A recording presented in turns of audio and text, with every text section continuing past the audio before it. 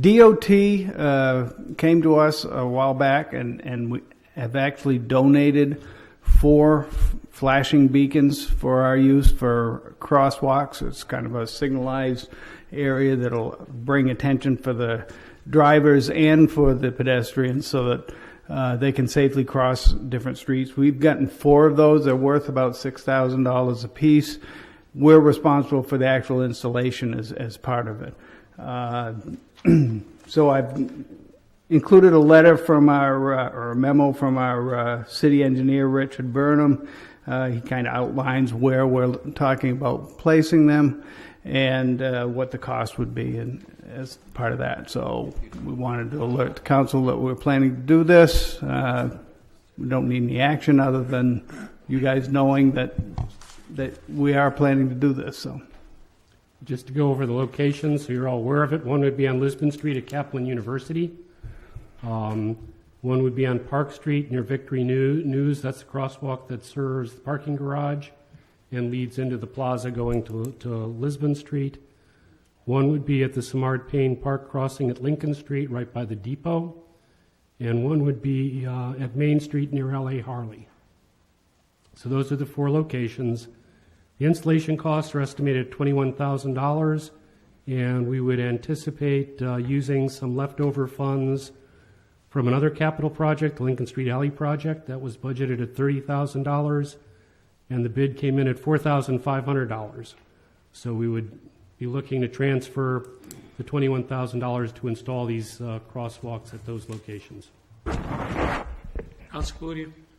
So a couple questions, one that's kind of directly related to this and one that's sort of indirectly related. So in reading this, I couldn't tell if it was that Maine DOT is giving us these 4 sets of beacons, or if they have beacons available through like a program and we can request them. they've already given them to us.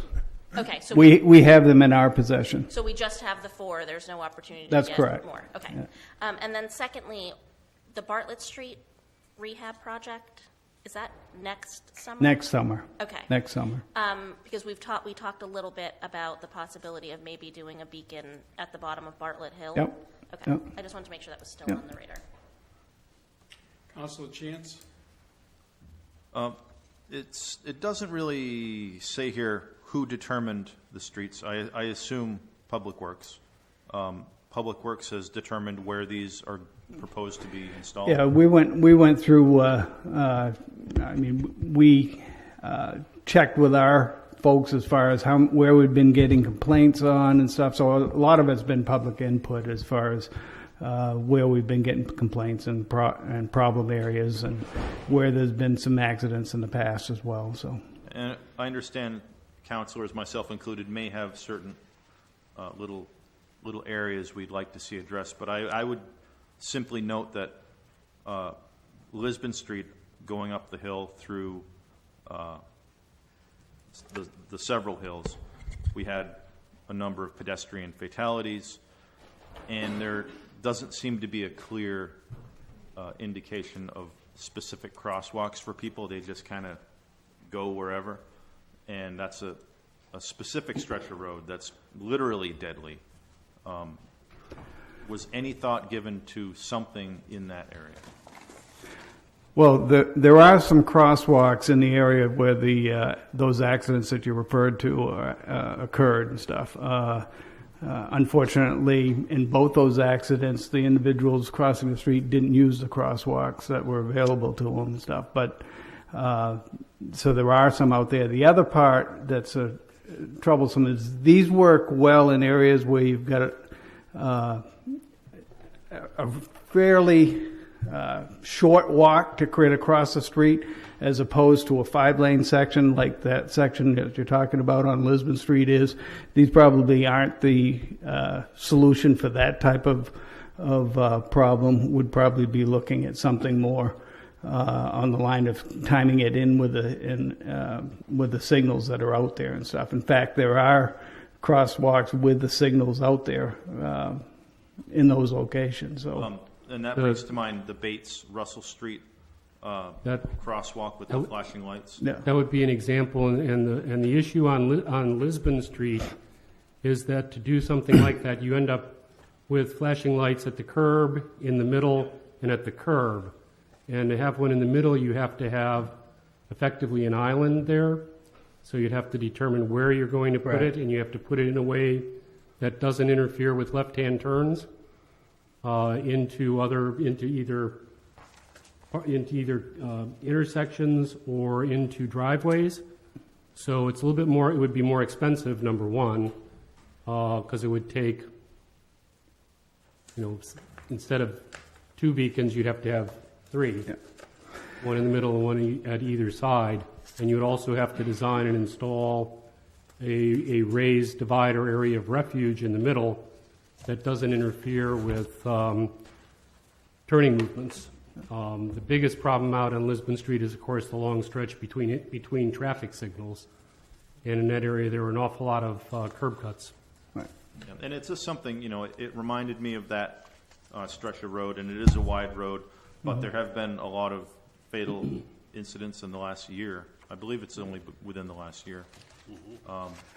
Something at least should be looked at and maybe brought back and presented for the council to discuss or consider. at a future date. We can take a look at that stretch and see if there are places where some kind of an installation could be put in and come up with some cost estimates. Thanks. Councilor Beam. I'm going to put my 2 cents in for this one too. I think it bears repeating.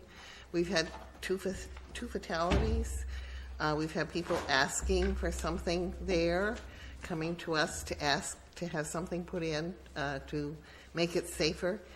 One of the big problems is that people have to walk quite a ways uphill to get from a crosswalk with a light that would be safe to get across the street.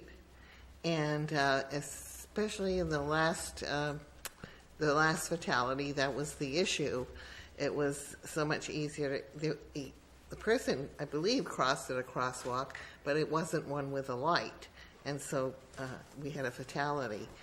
I was going to sometime this year bring this up anyway. And I think we need to look at that and find something. If this isn't appropriate, then something else that is, before we have another fatality. At least I want to go on record saying I support putting something Just to in. reassure you a little bit, we have spoken with ATRC, with DOT, with the Bicycle Coalition of Maine, with our own pedestrian group, and have had some of those discussions already, but those will continue, and we'll bring something back for the council to think of. So.